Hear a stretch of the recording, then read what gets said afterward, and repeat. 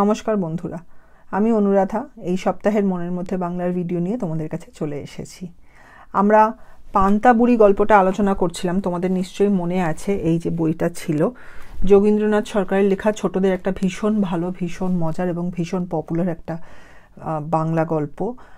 অনেক দিন আগে লেখা, কিন্তু এখনও তার আনন্দটা একই রকম আছে। আজকালকার দিনের বাচ্চাদেরও যদি এই গল্পটা শোনানো হয়, আমি দেখেছি তাদেরও ভীষণ ভালো লাগে, কারণ খুব সহজ সরল একটা শিশু মন উপযোগী গল্প, মানে বাচ্চাদের ভালো লাগবেই এরকম একটা গল্প। তো আমরা দেখেছিলাম যে পান্তাবুড়িকে নিয়ে এই গল্পটা। পান্তাবুড়ির নাম পান্তাবুড়ি কেন? কারণ সে রোজ পান্তা ভাত খায়। পান্তা ভাত এমন একটা খাবার যেটা বাঙালি বাড়িতে প্রচুর খাওয়া হতো জলযোগ বা ব্রেকফাস্ট হিসেবে। কিছুই না, আগের দিনের ভাতকে জল দিয়ে রাখা হতো আর সকালবেলা সেই ভাতটাকেই ব্রেকফাস্ট হিসেবে খেয়ে নেওয়া হতো। কখনো সঙ্গে পেঁয়াজ, লঙ্কা ইত্যাদি থাকতো, কখনো এমনিই খেত। কিন্তু খাবারটা খুব প্রচলিত ছিল বা পপুলার ছিল মানুষের মধ্যে, কারণ খাবারটা খুব সহজে বানানো যেত, খাবারটা বানানোতে বেশি খরচাও নেই এবং খাবারটায় পেট অনেকক্ষণ ভরে থাকতো। খাবারটা খেলে পর কোনো হজমেরও কোনো অসুবিধা হতো না, মানে পেটের জন্য বা শরীরের জন্য খুব ভালো খাবারটা। তো এখন অবধি আমরা গল্পে দেখেছি যে পান্তাবুড়ি খুবই গরিব একজন মহিলা ছিলেন এবং রোজ ভিক্ষা করতে বেরোতেন। যতটা চাল উনি পেতেন সেটা রান্না করতেন, সেই রান্না করা ভাতের খানিকটা উনি রাত্রিবেলা খেতেন আর বাকিটা জল দিয়ে রাখতেন। পরদিন সকালে উঠে উনি সেটাই খেতেন। তো দিনের বেলার একমাত্র খাবার ওনার ওই পান্তা ভাতই ছিল। তাই জন্য পান্তা ভাত রোজ খেতে খেতে ওনার নাম হয়ে যায় পান্তাবুড়ি। কিন্তু পান্তাবুড়ির জীবনে অনেক অসুবিধা হলো যখন একটি চোর এলো সেই গ্রামে এবং সে রোজ রাত্রিবেলা বুড়ির বাড়িতে গিয়ে পান্তা ভাতটা খেয়ে নিতে লাগলো। ফলে দিনের বেলা বুড়ির নিজের আর কোনো খাবার রইল না। বুড়ি ভীষণ অসুবিধায় পড়লো, কারণ তার আর্থিক সঙ্গতিও এমন নয় যে সে আরও বেশি খাবার জোগাড় করবে অথবা অন্য কোথাও থেকে খাবার পাবে। তাই জন্য তার দিনের বেলা বড় কষ্ট হতে লাগলো। ভিক্ষা করে যা ভাত বা যা চাল পায় সেটা তো রাত্রিবেলা খায়, দিনের বেলাও তো পেটে কিছু পড়তে হবে। তো সেই খাবারটা তার চুরি যেতে লাগলো। তখন সে ভাবলো যে রাজার কাছে গিয়ে নালিশ করবে, কারণ দিনের পর দিন এই অসুবিধা, এই ঝামেলা সে নিতে পারছিল না। যখন সে রাজার বাড়ির দিকে বা রাজপ্রাসাদের দিকে যাত্রা শুরু করলো, পথে তার আরও অনেকের সঙ্গে দেখা হলো, যারা প্রত্যেকেই তাকে বলল যে আমাকে ফেরার সময় বাড়িতে নিয়ে এসো। কাদের কাদের সঙ্গে তার দেখা হলো? প্রথমে দেখা হলো একটি বেল ফলের সঙ্গে যে রাস্তায় পড়েছিল। বেল ফল তোমরা জানো যে এমন একটা ফল যার বাইরেটা ভীষণ শক্ত, কাঠের মতো বা ইটের মতো, এবং ভেতরে নরম। সেই ফল গরমকালে খুবই প্রিয় বাঙালিদের, খুব সুন্দর শরবত হয়। কিন্তু এই ক্ষেত্রে বেল খালি বলল যে আমাকে ফেরার সময় নিয়ে যাও।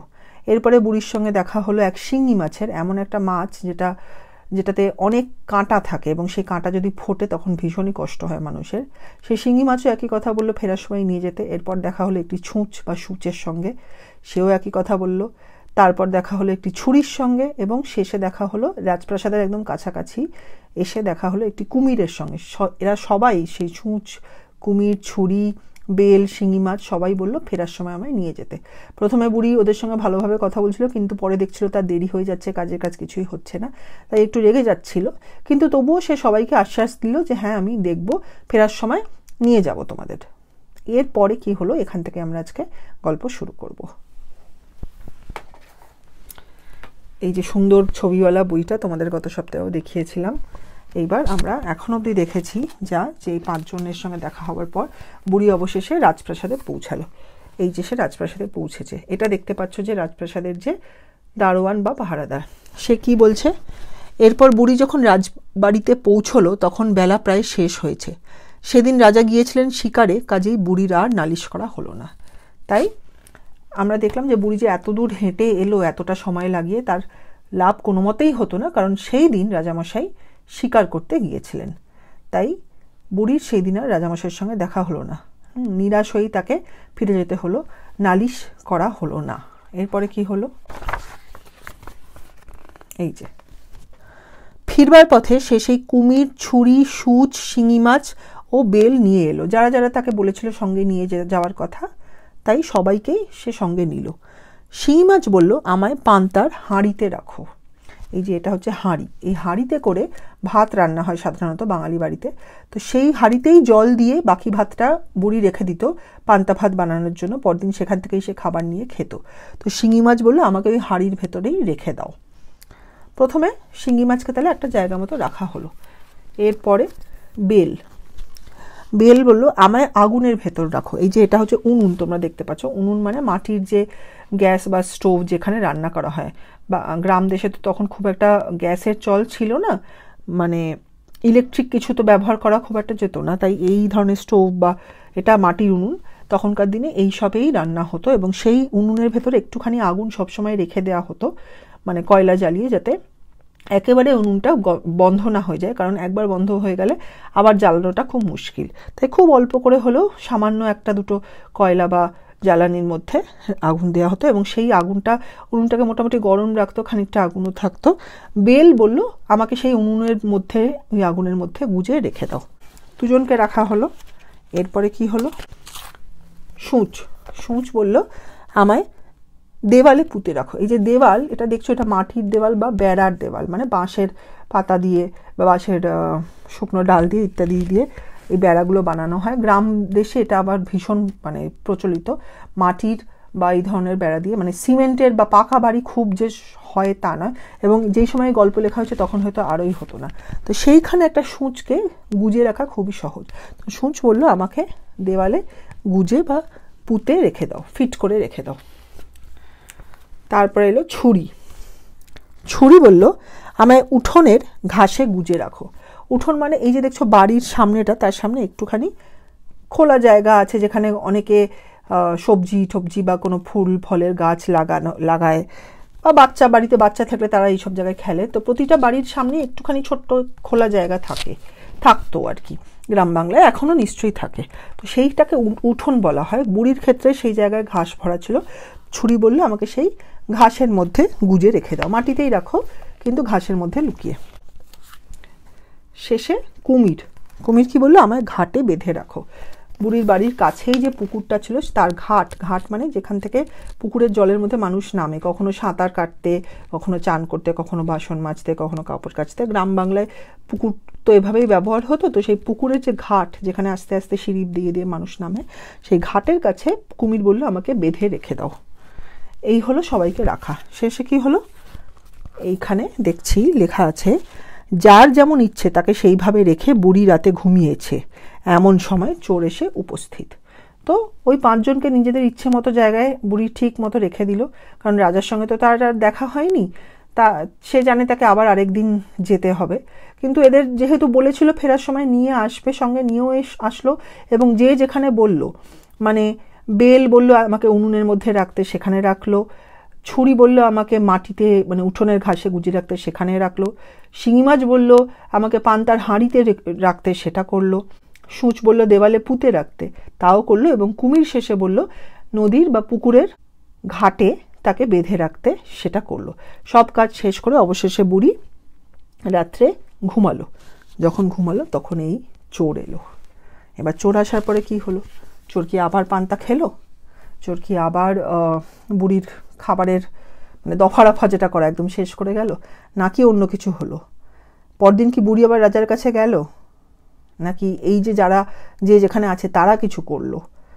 তোমাদের তো আগেও বলেছি যে এরা যে কথা বলছে সেটা একটা অদ্ভুত ব্যাপার আমাদের মনে হবে, কিন্তু গল্পের খাতিরে, একটা নিষ্পাপ সহজ বাচ্চাদের গল্পের খাতিরে আমাদের এটা পাঠক হিসেবে মেনে নেওয়া উচিত, কারণ তাহলেই আমরা গল্পের পুরো মজাটা বুঝতে পারবো।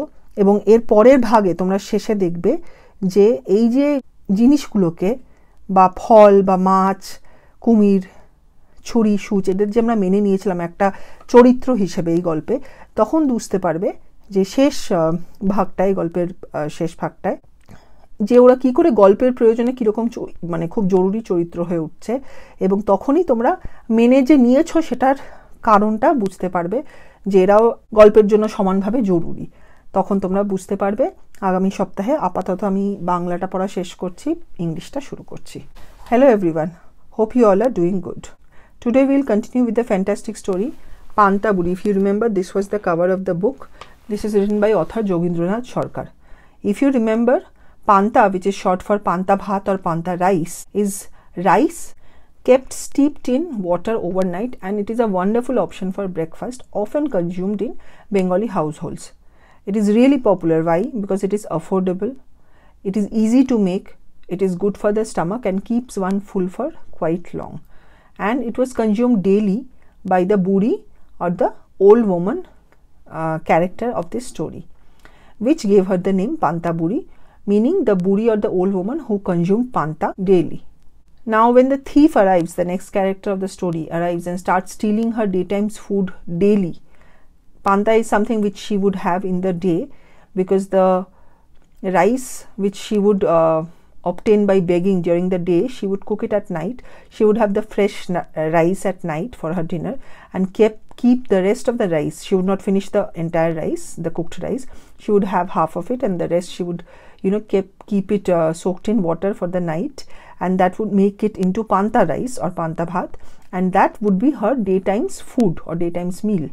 And that was consumed by the thief daily, which made her go without food during the day, which was a big issue or big problem for the old woman, and she got really upset, and then she decided to complain to the king of the land so that her problem is solved, the thief is caught.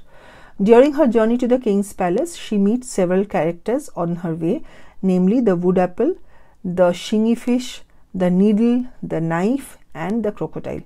All of them request her to take them along with her during her return journey. This is where we had ended last week, and we will start from here today. So page 10. See, this is how it looks. If you remember, the Buri had met the crocodile almost near the king's palace. See, this is where we had done. And then she, after talking to the crocodile, she goes to the king's palace. But what happens there? You can see that this is the guard of the palace, of the main door. What does he say? What does she get to know from here? এরপর বুড়ি যখন রাজবাড়িতে পৌঁছলো তখন বেলা প্রায় শেষ হয়েছে। সেদিন রাজা গিয়েছিলেন শিকারে, কাজেই বুড়ির আর নালিশ করা হলো না। So when the Buri reached the palace, পৌঁছলো is to reach. বুড়ি যখন is when, রাজবাড়িতে is the king's palace, পৌঁছলো is to reach. তখন বেলা প্রায় শেষ হয়েছে. It was almost afternoon and the day was about to end. The day or the business day that was about to end, because she was already delayed, if you remember. And she could not finish her business. Why? সেদিন রাজা গিয়েছিলেন শিকারে. However, that day the king had gone out for hunting that day. Shikar is to hunt. So he had gone, the Raja or the king had gone for shikar that day or hunting that day. Shedin is that day.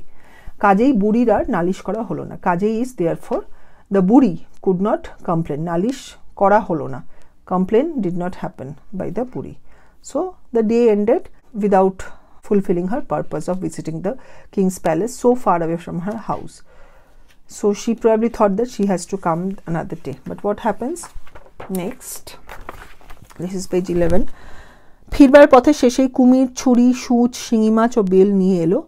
শিঙি মাছ বলল, আমায় panther হাঁড়িতে রাখো। So on her way back, she picked up each of her previous visitors during the ongoing journey, namely the wood apple, the shingy fish, the needle, the knife, and the crocodile. The shingy fish requested her to keep it in the container of the panta bhat. Shingy mach bollo is to say, আমায়, me, keep me, pantar হাড়িতে রাখো. Hari is this. This is the container in which the rice is cooked and kept. And she would have rice from here at night, and then the remaining rice which was there in this container, which is called hari in Bengali, she would pour some water in it and keep the remaining rice inside this hari itself. And next day this hari would have, instead of fresh rice, it would have panta rice, and the Buri would have it from here. And the shingy fish said, keep me inside this container. Done. Next, the wood apple. Bel, আমায় আগুনের ভেতর রাখো. Agun is fire. If you can see, this is the light of the fire and this is the stove. In Bengali it is called unun. It is a clay stove which is very common in households in the villages. At least it was very popular those days. Nowadays we would have electric gas or something like that, but in those days a clay stove or clay oven is what was used for cooking. Coal would be used to light fire in it, and some coal would be still kept inside it, almost the fire has died down, but not entirely, because once the fire stops entirely, lighting it again becomes a big hassle. So some coal would be kept inside and it would keep it hot, and the wood apple said, keep me inside this fire. Okay. Shooch, আমায় দেওয়ালে পুঁতে রাখো. If you can see, দেওয়াল is the wall. This is the bamboo wall of the old woman's house. In those days, clay walls or bamboo walls would be common. Cement or stronger houses would not be, or brick houses, they would not be very popular in villages. Houses made of clay or houses made of bamboo walls would be very popular. And in bamboo, it's easy to keep the needle stuck in it. So the needle requested the old woman or the buri to keep it stuck in the bamboo wall of her house. Next, the knife.